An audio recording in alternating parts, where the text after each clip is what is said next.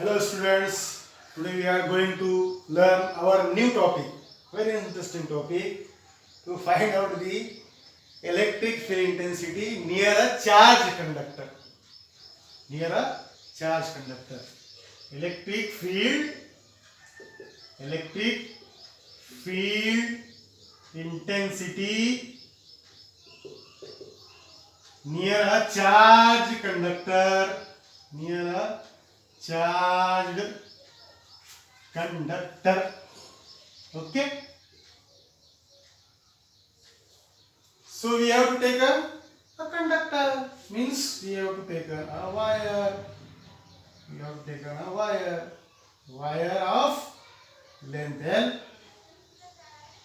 and we have given charges plus q, charges plus q.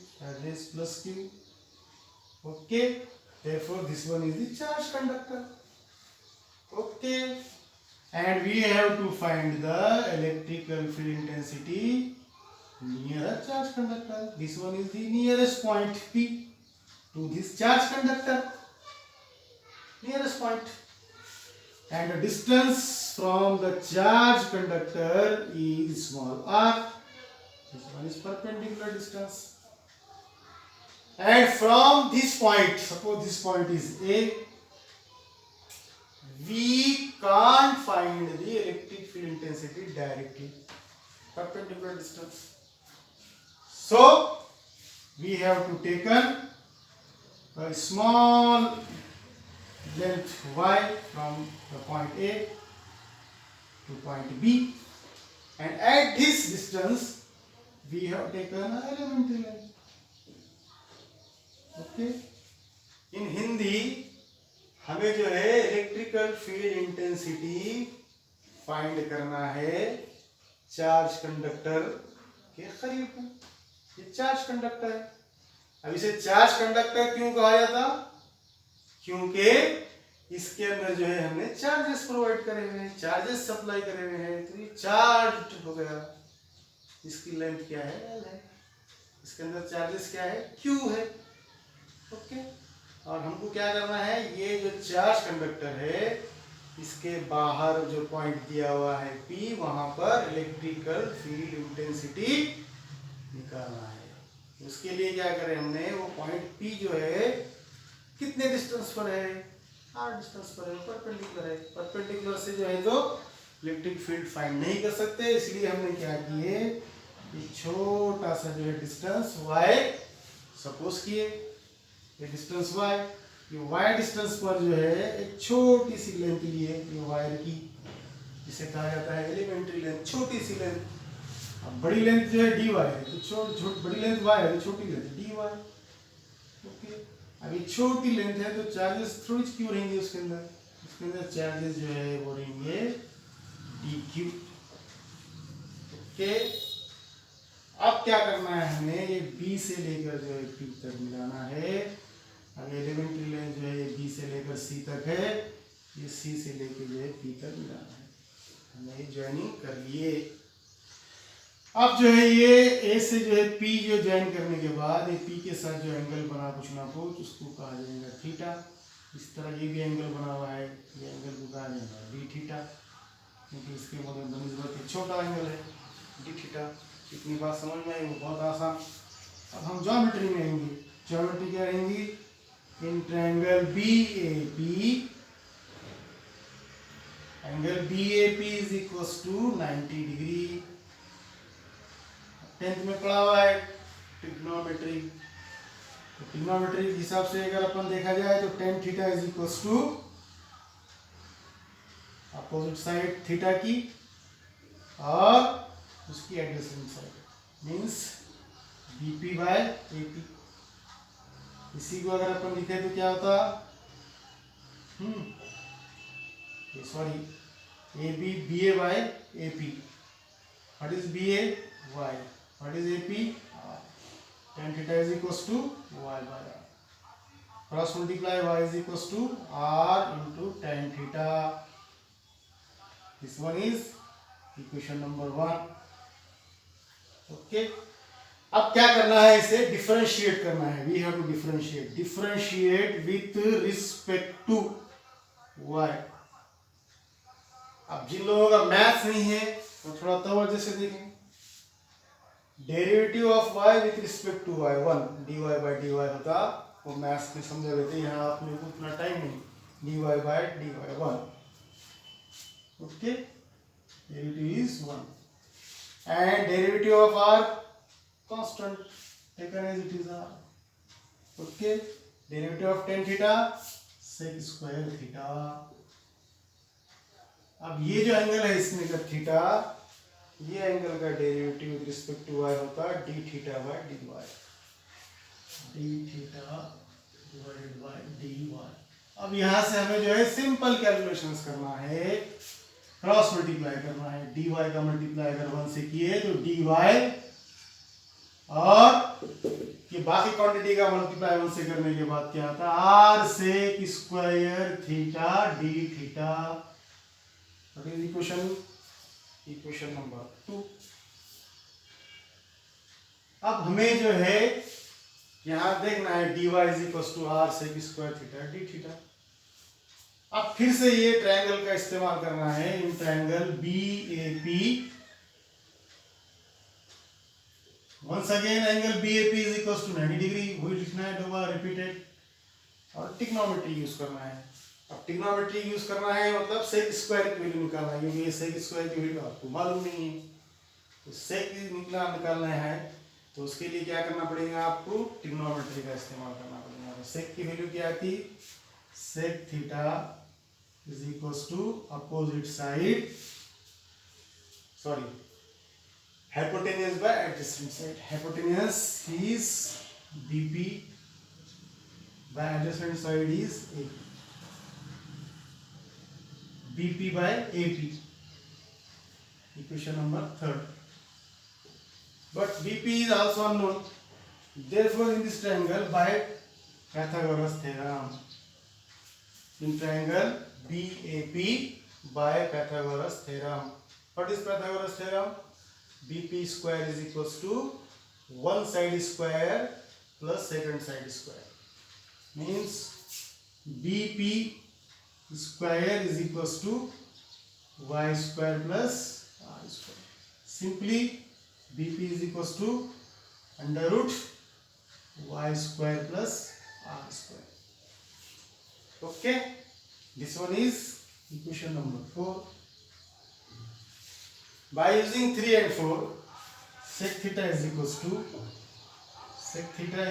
to, instead of BP we have to write under root y square plus r square divided by, what is AP? AP is r, equation number 5, okay, you have got it, okay।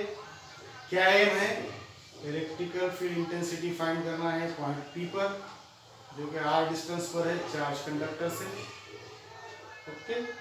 और इसी के लिए जो है हमको distance suppose करना है AB, और AB से जो है तो BC लेंथ तक जो है एलिमेंट्री लेंथ सपोज करना है, simple calculation.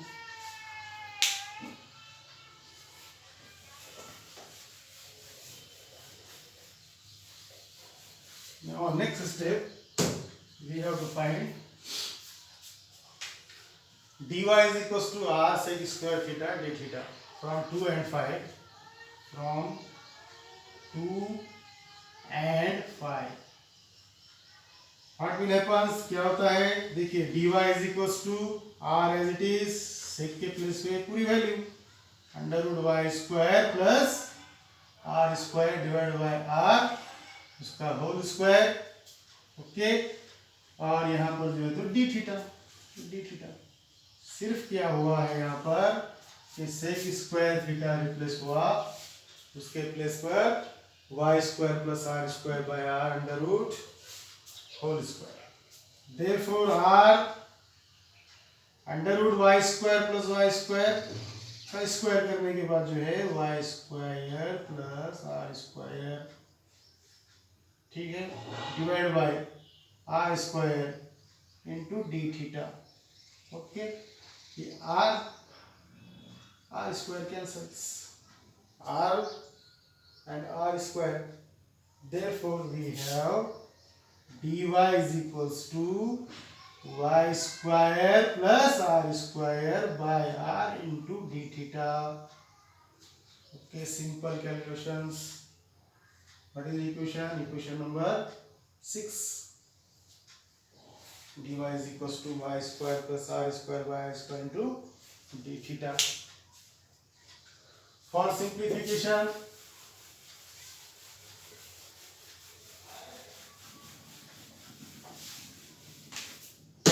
remember simplification, what is dy?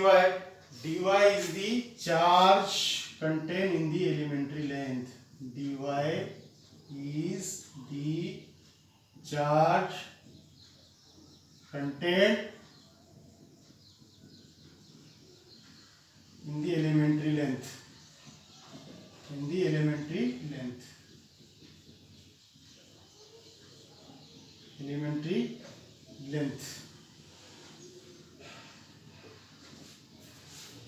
Okay, ये जो एलिमेंट्री लेंथ है उसके अंदर जो चार्ज कंटेंट करा हुआ है वो dy की वैल्यू से दिया हुआ है इसके अंदर।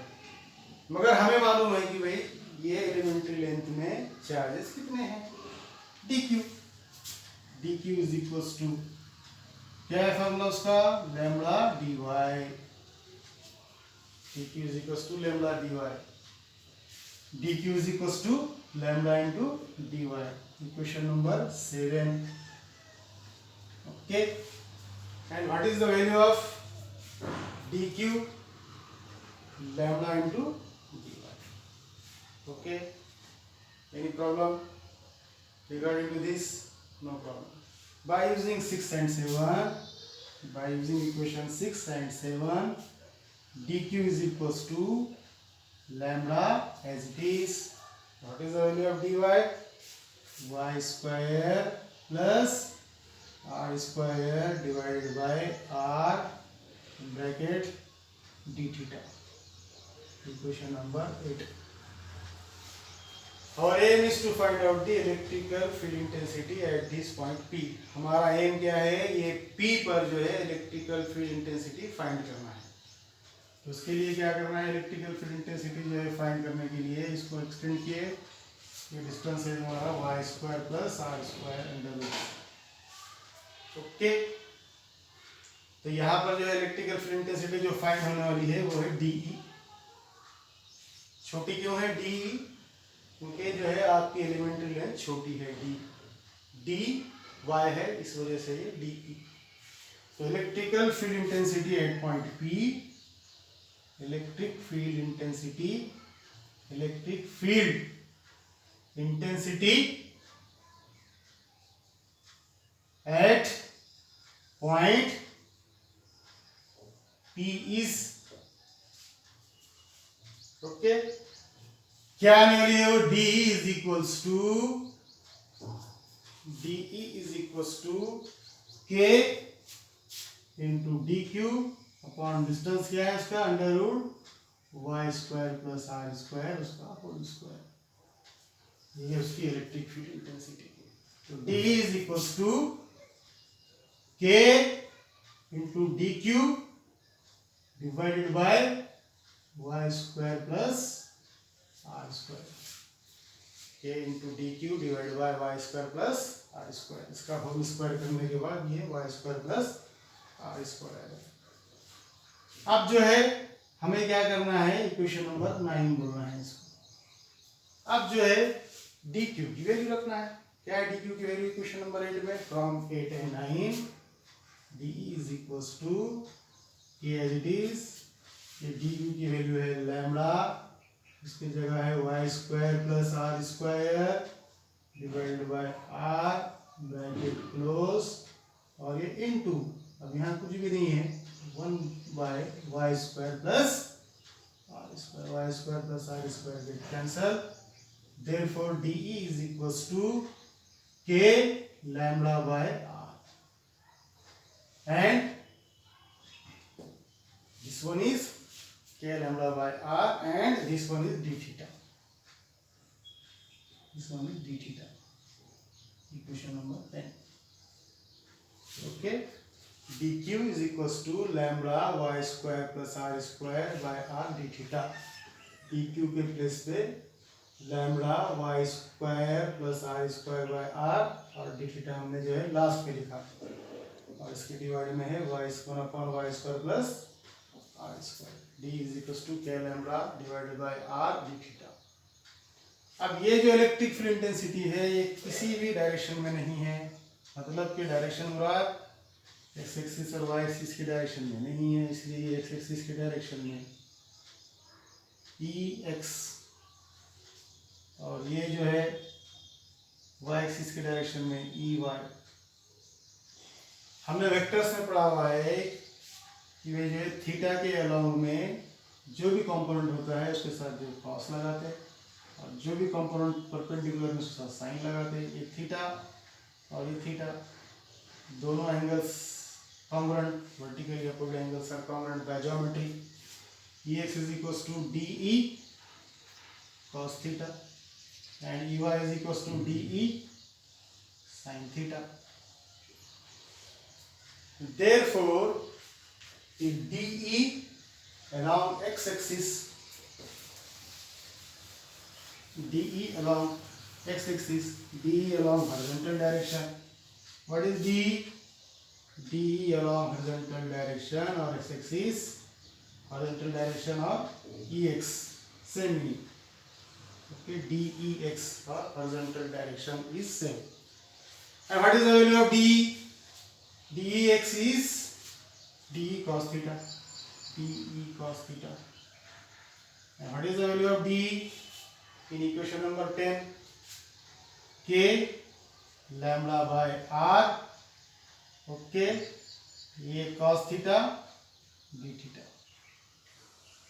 This is the simple small d, but we have to calculate the bigger one, E. So for this we have to mix angles, means we have to cover entire length. This end makes angle alpha with P and this end of the wire makes angle beta with P. This one is the in downward direction, therefore taken as negative, and this one is taken as positive in upward direction. Therefore we have to integrate. D means total EX, means we have to integrate. Integration of D is only E and EX along x-axis. Therefore integration minus beta 2 alpha k lambda r cos theta d theta.